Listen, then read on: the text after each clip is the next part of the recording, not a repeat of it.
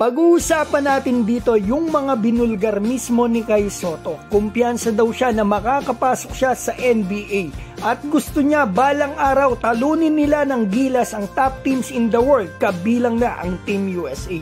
Take note mga kaibigan, yung mga balitang pag-uusapan natin dito ay base po sa dalawang magkaibang website sa ibang bansa sa interview nila kay Kai Sotto.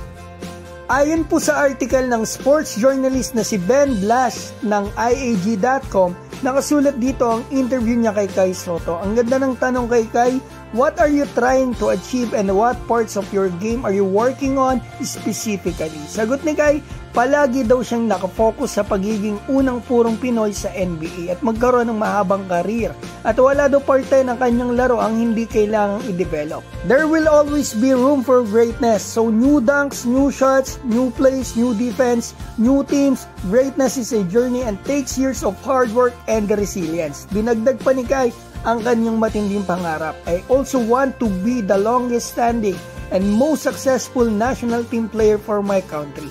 It's important for me to continue to build a legacy of greatness, and one day I would like the Gilas program to beat Team USA and other top gold programs in the FIBA World Cup. So in short, ang gusto po ni Kai makapasok siya sa NBA at magkaroon po ng mahaba at successful na career. At gusto rin niyang talunin nila ng Gilas yung malalakas na team sa buong mundo. Kabilang na po ang Team USA. Ito po yung isang tanong dito kay Kai, you've been linked with a move to the NBA in the future. How do you stay focused on the task at hand? Sagot ni Kai, I take one day at a time. Just focus on my current job and leave the rest to my management team and agent.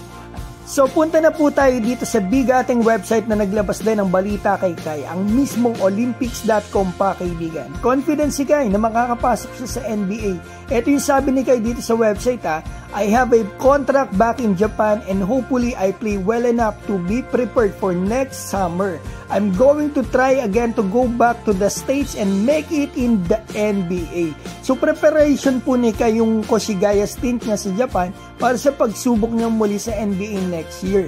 Dagdag pa po ni Kai, I've been playing pro since I was 18. I think I've learned so much and I've experienced a lot.